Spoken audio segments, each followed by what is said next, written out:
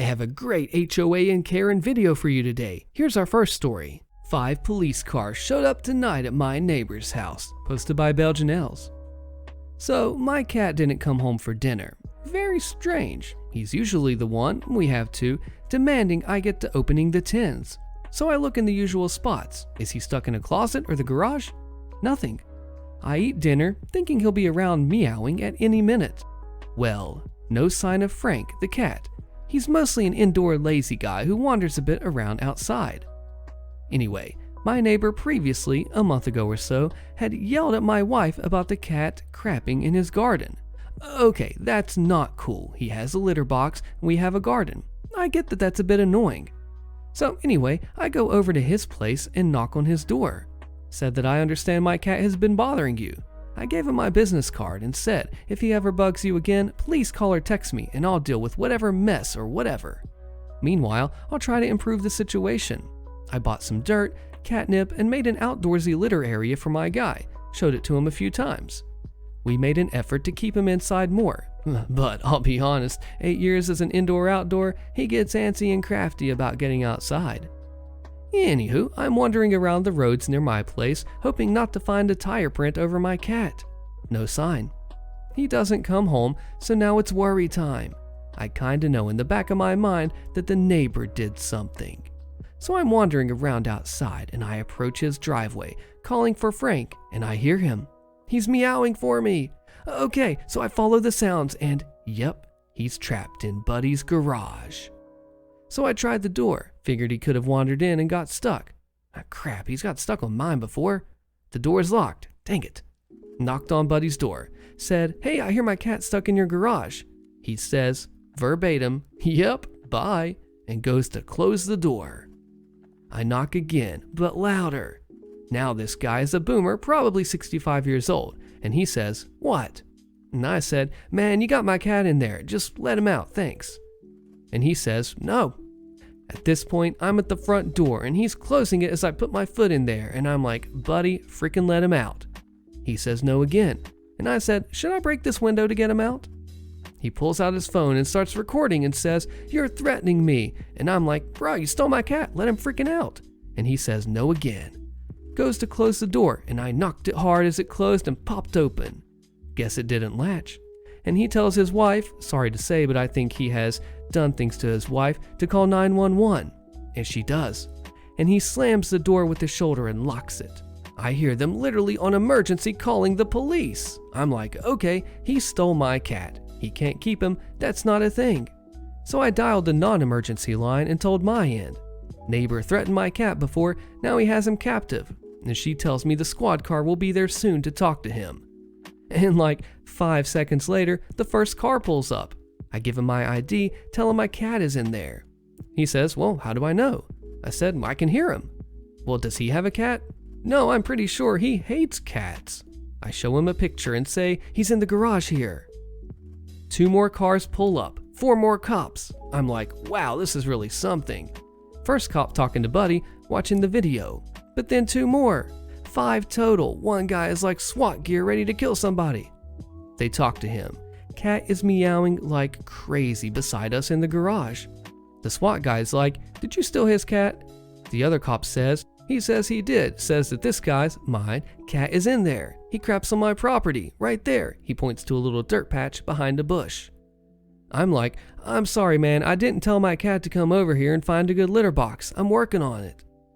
SWAT guy is like, we drove 130 kilometers per hour or 90 miles per hour up here because cat dung? Neighbor says he was threatening me.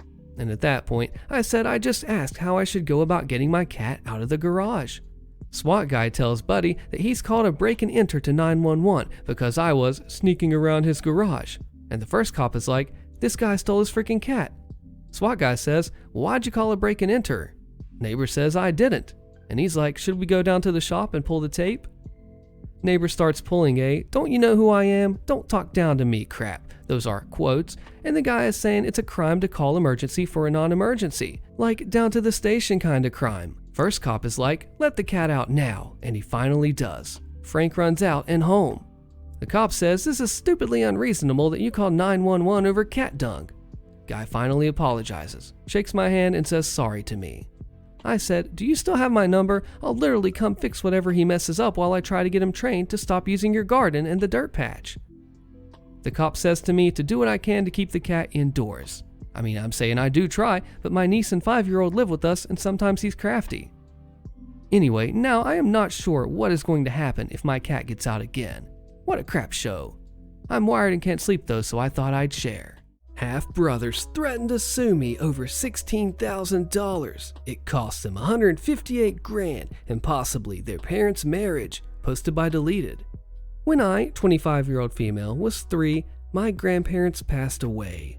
They set up a savings account in my name, and the account was meant to be accessed by me when I was 21. At that point, it contained just over $300,000. My grandparents left me a letter saying that they would like me to share the money fairly with any other Smith-Jones children, meaning my full siblings, Dad's a Smith and Mom's a Jones. By fairly, they meant that they wanted me to assess the situation and judge for myself what was fair. I never had full siblings, but I have 2 half-brothers, Mac and Joe Smith, who are Dad and Stepmom's kids. Due to the specific wording my grandparents used, I legally never had to give Mac or Joe any money. However, I see Mac and Joe as my brothers, and as the money came from our grandparents, I felt that the fairest thing to do would be to assign each of us $100,000, so we each all got an equal-sized lump sum. And I figured that when Mac, the youngest, turned 21 and took his $100,000, we could split any remaining money. When I turned 21, Dad suggested that I buy a house with my $100,000.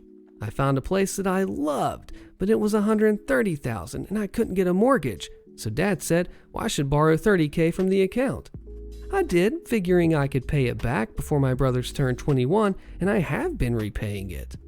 The account should be at $208,000 right now, but due to me withdrawing and then repaying that money, it's at $195,000, so I still owe $13,000.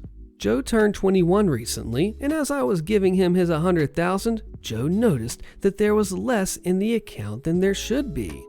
I explained, and I said that I was going to put it all back before Mac, now 19, turns 21.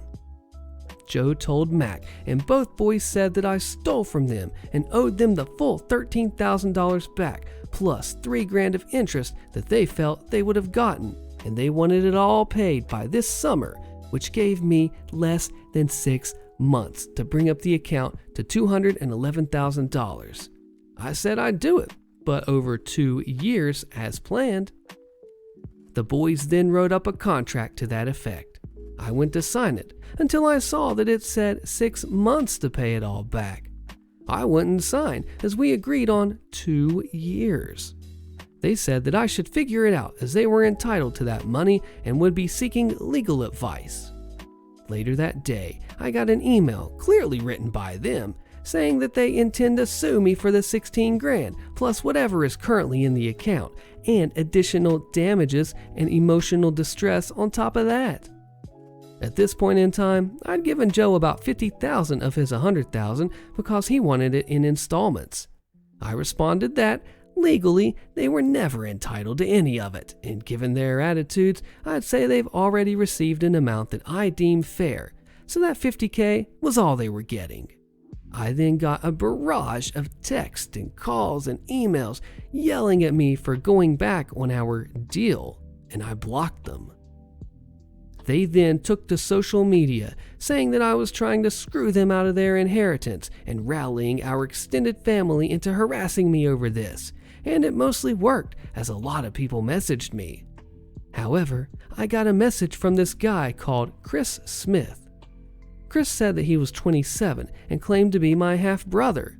I had never met him before, but he sent me photos of him as a kid with our dad, our grandparents, and me.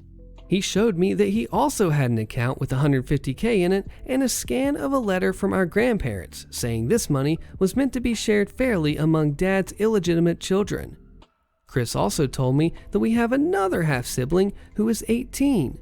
He'd been looking for me for a while, but only found me when Dad shared Joe's post, which had me tagged.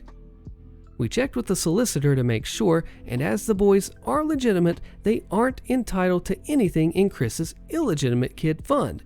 And as they are my half-siblings, they aren't entitled to anything in my Smith-Jones Kids Fund either. I sent the boys a letter, formally telling them to back off, stop posting about me online, and enjoy the $50K because it's all they're getting. The day they received the letter, Chris got a private message from Dad asking if the boys can have some of Chris's fund. Chris also said no and told Dad that we had met. I told Mac and Joe about Chris and the other half-sibling with Chris's permission. So it looks like my grandparents, knowing about Chris before they passed, set up 2 funds. One for the kids that Dad had with my mother, who was still his wife when they passed, and one for children born out of Dad's affairs, presumably to make sure that no one tried to screw anyone else over out of hurt feelings. I'm getting a lot of crap, but I'm holding firm on my decision. The boys have realized that I won't back down on this, and it sounds like I've caused a schism at their house, as Joe has all the money and no intention of sharing, so Mac is now feeling twice as screwed. Plus, stepmom apparently didn't know about the other half-siblings, or that my half-sister was born after she and Dad got married, and she's made Dad move into a hotel. It sounds like Dad is looking for a long-term living arrangement outside of the family home because it looks like she is not letting him move back in. Dad is begging me to reconsider, but honestly, I'm done with all of them except Chris and my sister. Rental permit drama, HOA in violation of the CC&Rs, posted by LaCoy. Back in 2020, I applied for a rental permit in my small community and was placed on the waiting list. I would periodically check my status, and I was consistently told that I was first on the list. Per our CC&Rs, there are only 4 rental permits available. Fast forward to 5 months ago, I found out that 3 of 4 permits were granted to a single person. As soon as I found out, I brought this to the board and explained how unfair it was for one person to have 3 of 4 permits in a very small community with less than 40 homes.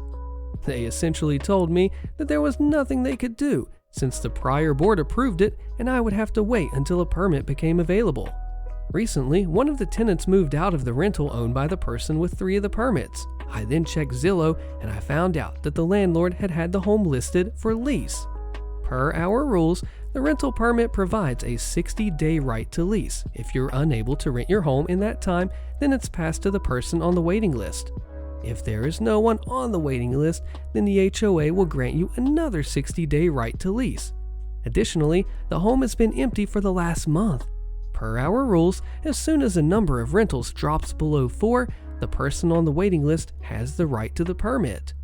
I reached out to the board to let them know that the unit had been listed for lease for more than 60 days, and that due to only 3 homes currently being leased, I was entitled to the permit.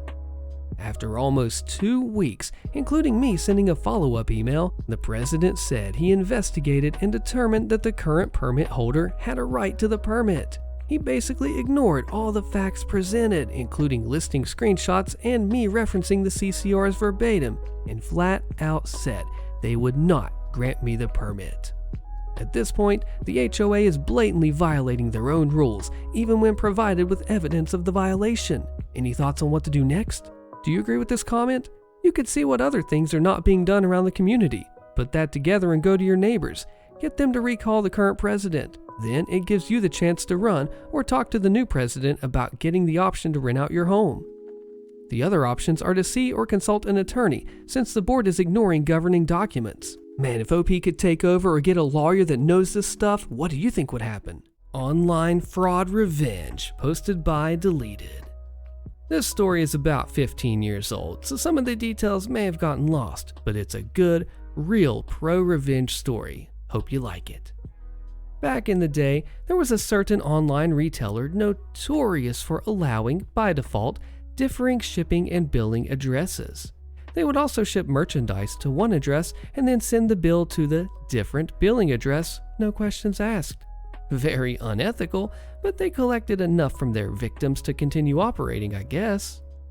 One day, I find in the mail one of these bills sent to me by my name at my address for several $100s of exercise equipment, of which I had zero previous knowledge. Part of my job at the time was to persuade folks in person or over the phone to give me information, and I was reasonably good at it. It took me 3 calls to the nefarious retailer before I managed to get a rapport with one of their employees.